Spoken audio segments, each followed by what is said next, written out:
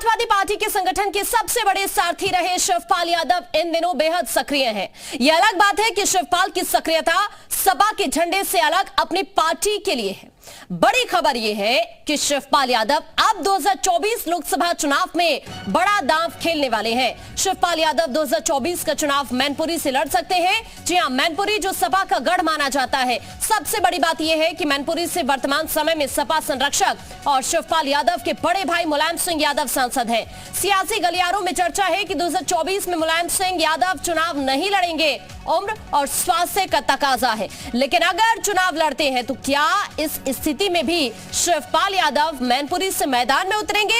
हालांकि अखिलेश यादव पर pressure create करने की ये रणनीति कितना सफल होगी, ये आने वाला वक्त ही बताएगा।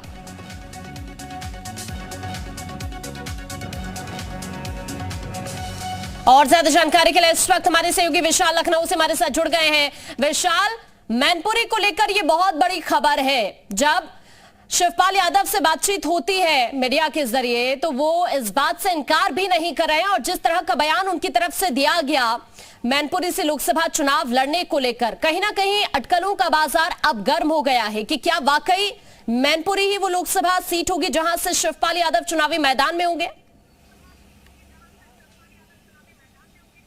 देखिए, बिल्कुल 2024 की तैयारियों में प्रसपा जुटी हुई है, और चूंकि अब विधानसभा चुनाव निकल चुका है और केवल प्रसपा को एक ही सीट मिली थी और शिवपाल यादव खुद चुनाव लड़े थे, ऐसे में ये उम्मीद लगाई जा रही है कि अब मैनपुरी से लोकसभा का चुनाव शिवपाल यादव लड़ सकते हैं और अपनी पार्टी का जो प्रतिनिधित्व है वो करेंगे लोकसभा में। क्योंकि अब चूंकि प्रसपा के सामने सबसे बड़ी चुनौती है कि अपना अस्तित्व बचाने की, और खास तौर से जब मुलायम सिंह यादव का स्वास्थ्य लगातार खराब चल रहा है, और ये उम्मीद लगाई जा रही है कि इस बार का 2024 का चुनाव मुलायम सिंह यादव नहीं लड़ेंगे स्वास्थ्य कारणों की वजह से। तो ऐसे में ये माना जा रहा है कि शिवपाल यादव ही इस बार मैनपुरी से प्रसपा की तरफ से चुनाव लड़ेंगे, और उनके उतरने का एक बड़ा मकसद भी है। खासतौर से मैनपुरी की सीट जो है वो सपा की सीट मानी जाती है, सपा के यादव परिवार की सीट मानी जाती है, और इसीलिए इस सीट से जो है बाकायदा ये कहा जा रहा है कि शिवपाल यादव प्रसपा की तरफ से ताल ठोकेंगे, और इस बात को लेकर लगभग तैयारी हो चुकी है। हालांकि अभी फिलहाल सीधे तौर पर नहीं कहा जा रहा है। शिवपाल यादव इस बात को कहते हैं कि नहीं, हम नेताजी का समर्थन करेंगे,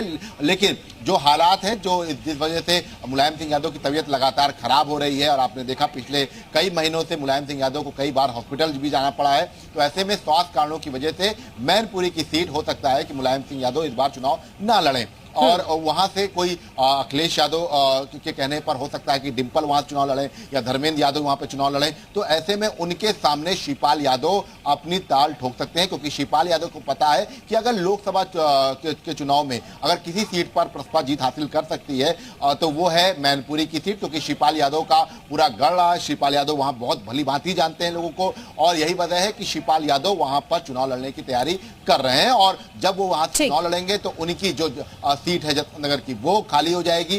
अगर वो जीतते हैं तो वहां से वो अपने बेटे आदित्य यादव। ठीक है विशाल, मैं अभी आपका रुख करती हूँ वापस से। दीपक मिश्रा इस वक्त पीएसपीएल से हमारे साथ जुड़ गए हैं। दीपक मिश्रा जी, बहुत स्वागत है आपका ज़े मीडिया पर।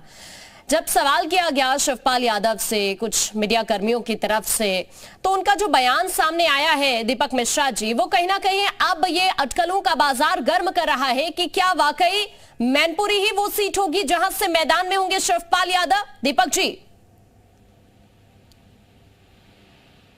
किसी भी सीट से मैदान में होंगे उसके परिणाम का रुख बदल जाएगा, वहां की राजनीतिक रुत बदल जाएगी। और जहां तक मैनपुरी की बात है तो नेताजी जब तक चाहेंगे लड़ेंगे और शिवपाल जी उन्हें जिताएंगे। हाँ। उसमें दलीय दायरे का कोई मतलब नहीं है। हाँ। यह नेताजी के प्रति उनका श्रद्धा भाव है, सम्मान भाव है। हाँ। और एक चीज, दूसरी चीज, जहां तक शिवपाल सिंह जी की बात है तो उनकी पहली प्राथमिकता है कि नेताजी ही लड़े और वो नेताजी को जिताएंगे। यदि स्वास्थ्य कारणों से नेताजी नहीं लड़ते हैं, या अब नेताजी को लगता है कि उन्होंने राष्ट्र की सेवाएं कर ली, बहुत कर ली, अब जरूरी नहीं है कि वो पार्लियामेंट में ही रहे, तो फिर ऐसे में उनके स्वाभाविक उत्तराधिकारी शिवपाल जी।